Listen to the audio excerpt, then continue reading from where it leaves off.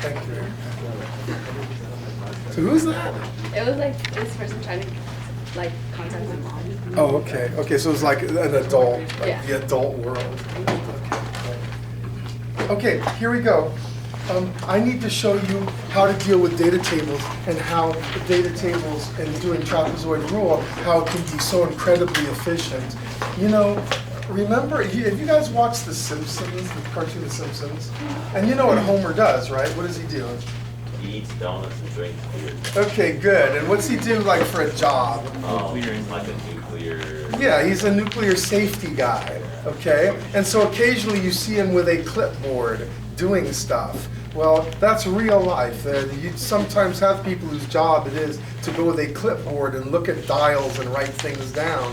And that's because of the trapezoid rule. Well, let me give you a scenario similar to that. Again, this is, okay, so here's an amusement park. But it's not Disneyland where the turnstiles are all automated and computerized. Let's say this is a amusement park where it's like the old style where you just have people coming in and you have no idea how many people are coming in your amusement park unless you count heads, you know, unless you actually count the people coming in. So you've got this amusement park. And your boss tells you, I need you to count how many people are in my park. Well, you could stand there for 6 hours counting every single person who comes in, but that's kind of a bummer. So you decide, I'm going to do it smart. I'm going to, for every hour, spend 1 minute counting people who come in. I'll spend 1 minute counting the number of people who come in, and then the other 59 minutes, I'll just read a book or listen to music or whatever until it gets to be the next hour, then I'll spend 1 minute counting people. And by doing that, I will get an approximation of the number of people who are coming into my park. You guys okay with that? I'm just going to count people 1 minute out of every hour, okay? 1 minute out of every hour.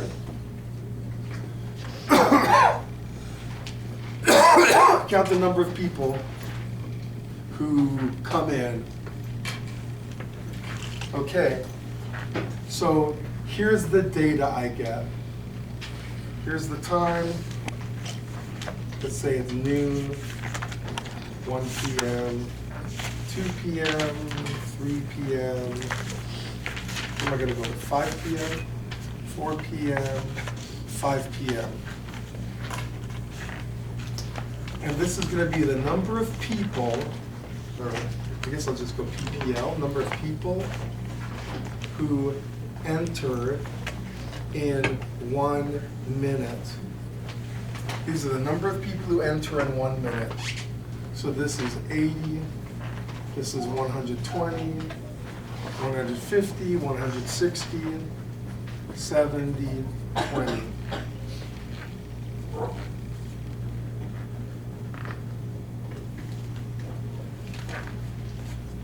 How many people entered the park?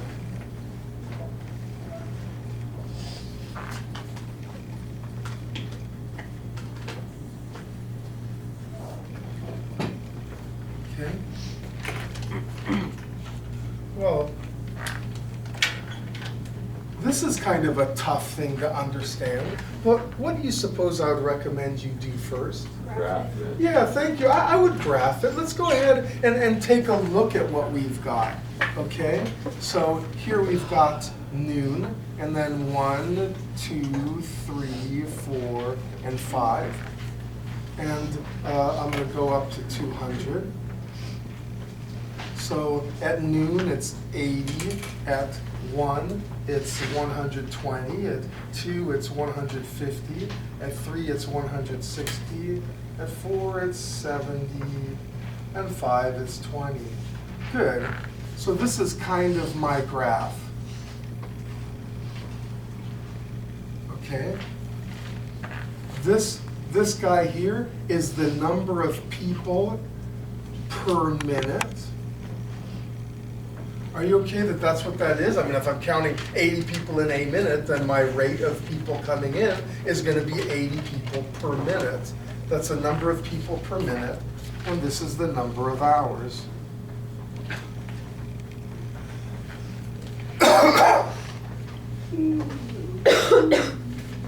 So let's go ahead and get the area under this graph. We know whenever someone gives us a rate equation or a rate graph, you integrate it and that gets you the total amount. And that's what we're going to do here. Excuse me. 1/2 times delta x times f of a plus 2 times f of x1 plus dot dot dot plus 2 times f of xn minus 1 plus f of b. That's my general formula. At this point, one thing that'll really help you is if you include units. 1/2, what's my delta x? Because you know I'm adding up these trapezoids. I'm adding these trapezoids up, right? 1 Yeah, 1 what? hour. Sure, 1 hour. So my delta x is 1 hour. And now I'm going to have f of a. I'm going to have 80. But what's the units of the 80? People per minute. People per minute. Oh, maybe, yeah. People per minute, right? Plus, what is that, 240 people per minute? Plus 300 plus 320 plus 140 plus 20 people per minute, right? So I got 1/2 times 1 hour times, let's add this up, 320, 620, 940, 1080, 1100? Is that what it ends up being? Yeah, that's what I got in my paper. 1100 people per minute. And now here's the last thing. I obviously want to get the number of people. So I'm going to have to do a conversion, because right now I'm going to have 550 people hours per minute. I need to convert. I need to convert to hours or minutes. Which would you prefer? Minutes. Minutes? Okay, so instead of 1 hour, what should I call that? Yeah, 60 minutes. So I got 1/2 times 60 minutes times 1100 people per minute. Okay, and so now the minutes do indeed cancel, and I end up with 33,000 people. Okay.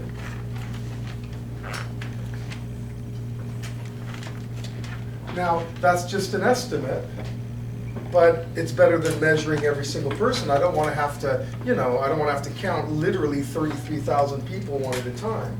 So if I just make this count once every minute, it's all good. The reason I'm showing you this is, of course, the importance of taking the data and graphing it. I want you to see how we can use trapezoid rule to get the area under the graph, but also, more importantly, you need to be aware of your units so that you get a right answer.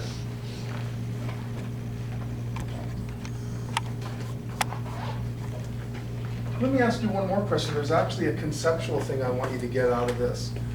Why does it make sense for the endpoints to be counted half as much as all the points in the middle? I mean, I know why it had that equation happen that way, because this side is used in 2 trapezoids, and this side is only used in 1 trapezoid, and this side is only used in 1 trapezoid. But has anyone ever thought why it would make sense in a situation like this to count the endpoints only half as much?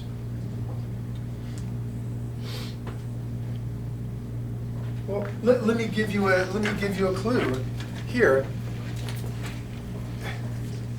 Okay.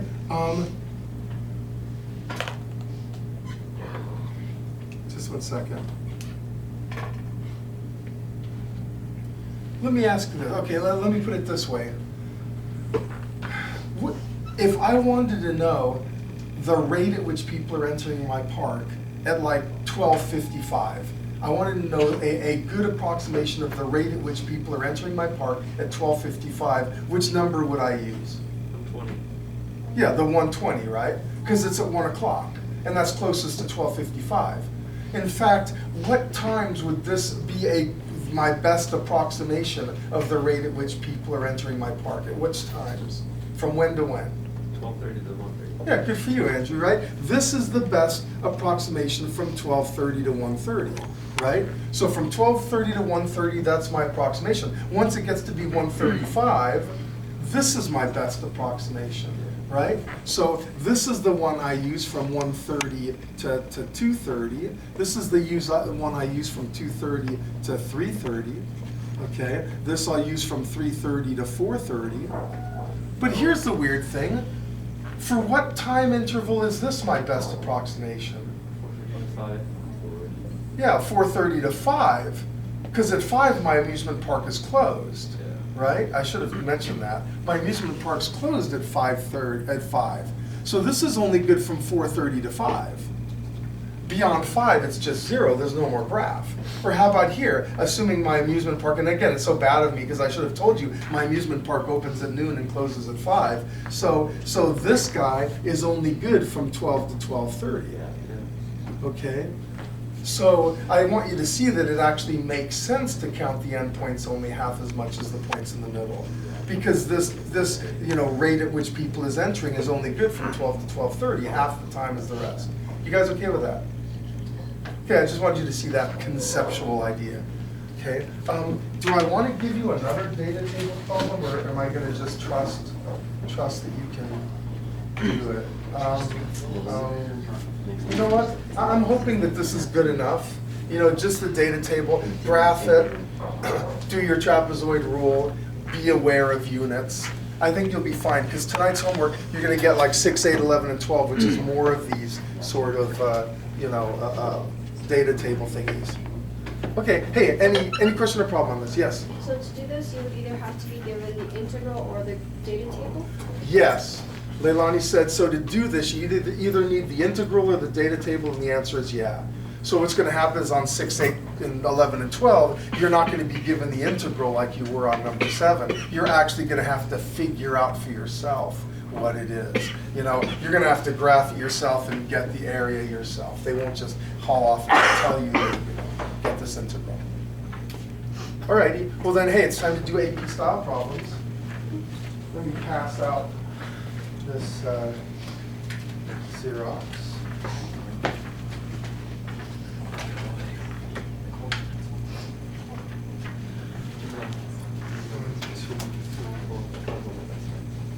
Sí, creo que haces.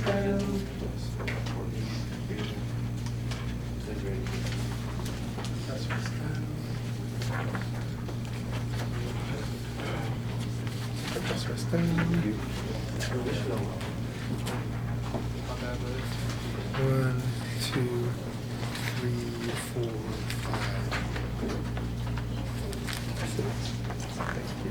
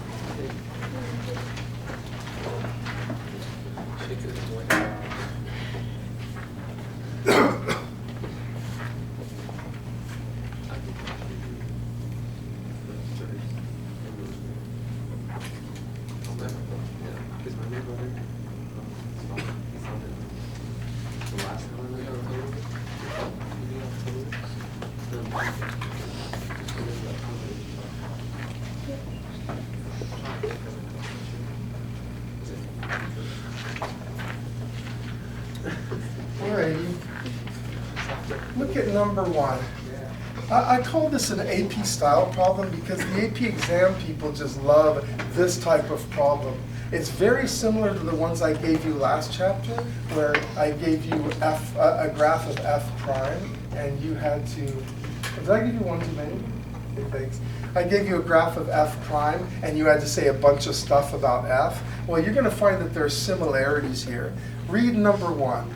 Do you see where g of x is the integral from 1 to x of f of t dt, where f of x is shown? Alrighty. Find g of 4 and g of 2. Someone explain to the class, how are you gonna find what G of 4 is? You look at the graph. What's that? You just look at the graph. Yeah, and what do you do? What is it about the graph that's gonna get you G of 4? What are you gonna have to do? Plug in 4 for the integral. Okay, you guys okay with that?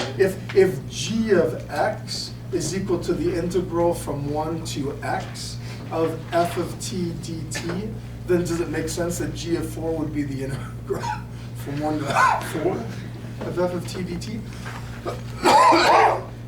So what does that entail? What am I gonna have to do? Trapezoid rule. Yeah, or get the area. Or get Just the get the area. darn area. I'd like everyone to please do that right now. What's the area from 1 to 4? Let's see if you guys, if we get any agreement.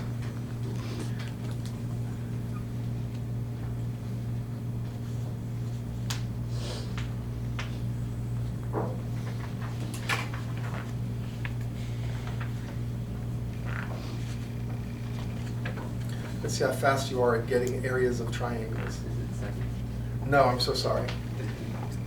Yes. Omar's right, Andrew is wrong. I feel so bad about Andrew. What are you getting, Daniel?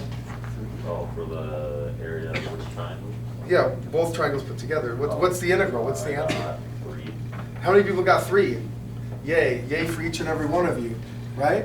The big positive triangle is 4, the negative triangle is -1, so 4 minus 1 gets you 3. You guys okay with that? How are we doing total area? A 2 by 4 triangle has an area of 4. A 1 by 2 triangle has an area of 1, but since that last triangle is under the x-axis, it's a negative area. Okay, it is now, any questions or problems on getting 3? Okay, then I'd like everyone in the class to please get me G of -2. Please do that right now. I'll give you a hint, it'll be the integral from 1 to -2 of f of t dt.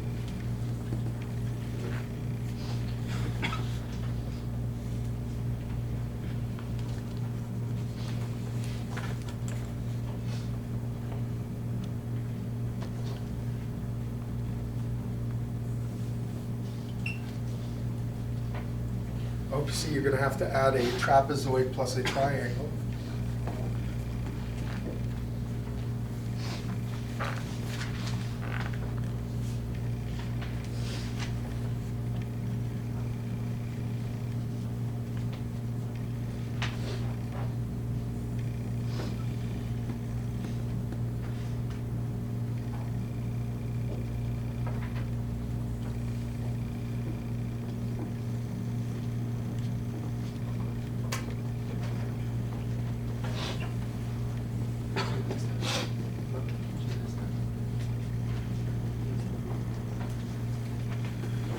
Okay, well, I hope you got the area of this trapezoid. A trapezoid with a base of 2 and a base of 4 and a height of 1 is going to be 3. And this guy is going to have an area, it's a 2 by 2 triangle, so it's going to have an area of 2. So we get 5. How many people got 5? Yay for you guys, but you know 5 isn't really the answer. Tell me, what's the real answer? -5. What? Why negative? Wait, Why? these areas are above the x-axis. These are positive areas. Andrew, why on earth would you tell me something as ridiculous as -5? Because it's backwards. It's Oh, you mean like because the bounds are backwards? yeah. That this is going to equal the opposite of the integral from, oops, this is going to be the opposite of the integral from -2 to 1. Yeah. You guys okay with that? That if they're going to give you an integral that's right to left, you've got to take the opposite of whatever you get here. How many people actually knew it was -5? Oh, so we got some smarties in here. But yeah, so the answer is -5. You guys okay with that? Or I'm so glad.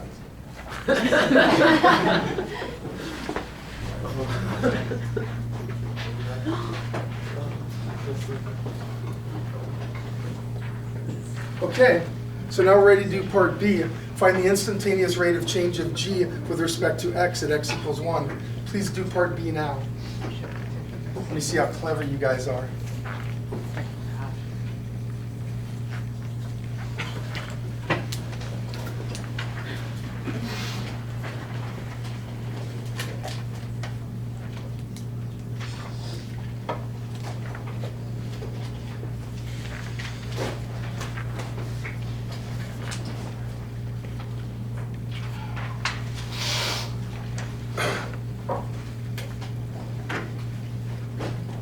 All right, someone tell me, if they're asking for the instantaneous rate of change of g with respect to x at x equal 1, what are they asking for? G what? G prime. How many people think g prime of 1? Yay, g prime of 1. And now someone besides Andrew, tell me, how am I going to get g prime of 1? What am I going to have to do here? Thank you very much, Daniel. Take the derivative. I'm going to have to take the derivative with respect to x of the integral from 1 to x of f of t dt. And what's that get me? What is the derivative of the integral? Yeah, just f of x, right? That's all. G prime of x is just equal to f of x. So do you see, this is just like the problems we had before. This graph of f of x is actually a graph of g prime of x, because I do the second fundamental theorem of calculus and I get that. So what's g prime of 1 equal to? Yeah, 4. It's that simple. G prime of 1 is equal to 4. Any question or problem on that? So now that you know that this graph f of x is actually a graph of g prime of x, you can answer part C in the way we always did these types of problems. What's the absolute minimum value of g on the closed interval from -2 to 4, and justify your answer? Well, is there a relative maximum from -2 to 4? Yes. Good. Where's the and someone besides Andrew, where's the relative maximum at which x value? Who said that? Awad, was that Over you? there. Omar? That was over there. What? Jawad, I mean, what did I say? I don't know what I said. So why 3? Someone explain to the class. Why is 3 the location of a relative maximum? Good, Amber. I need someone to talk besides Andrew. Yes, Angel? Because f of x is just g prime of x. Yes. The derivative just goes from positive to negative at 3.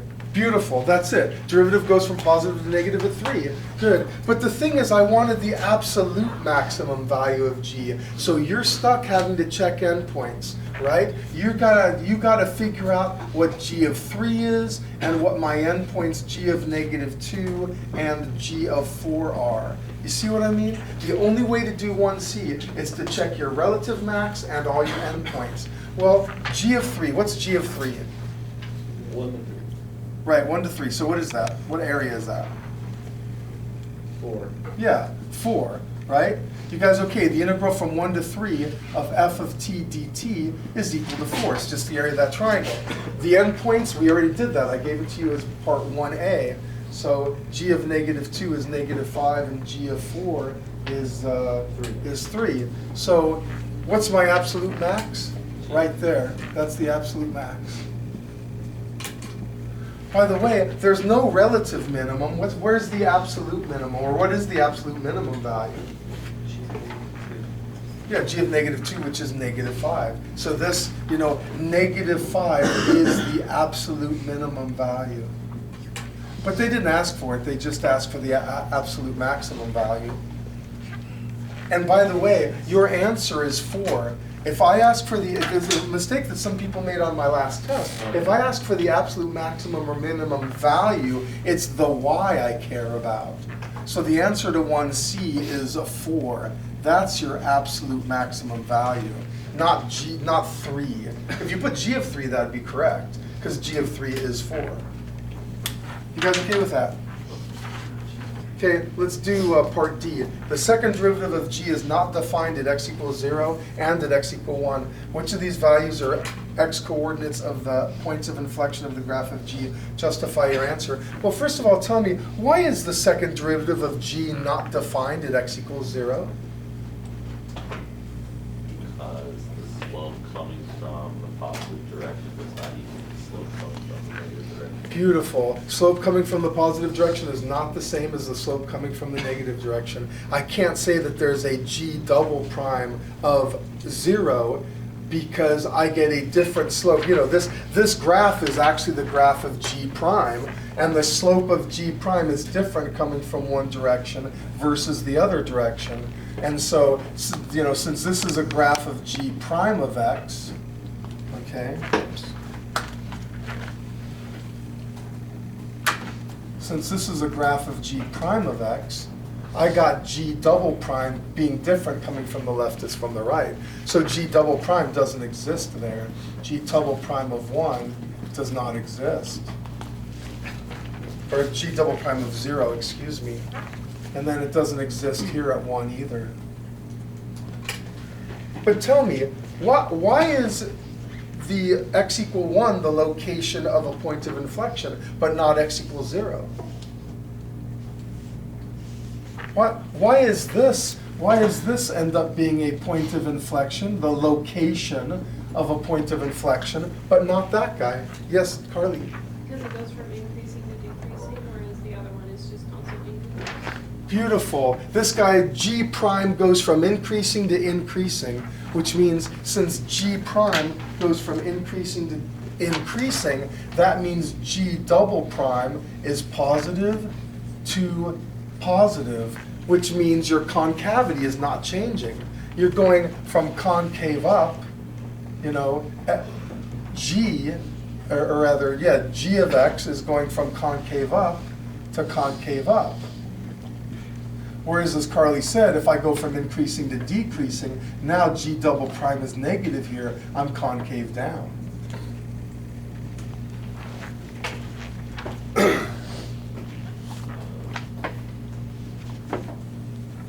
Are you guys ready in our remaining 7 minutes together? I want to see if you can answer questions A through D for this graph, for graph 2. So all I can tell you is good luck. Please do that now for 2. And if anyone has any questions, just raise your hand or ask me or we come over.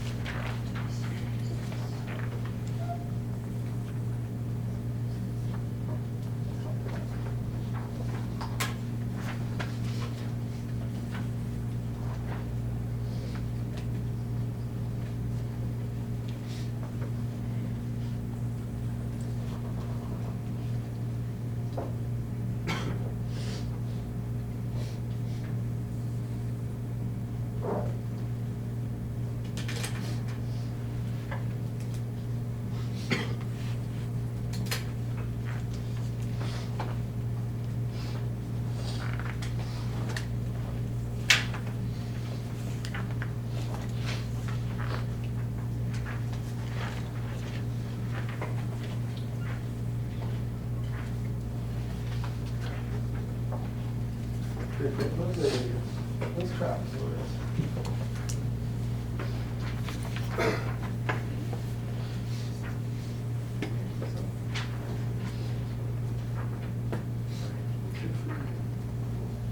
Get those here.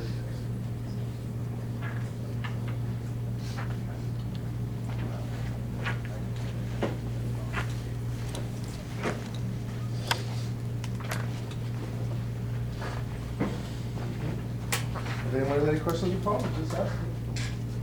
Looks like you're getting good areas there. That's all I can ask.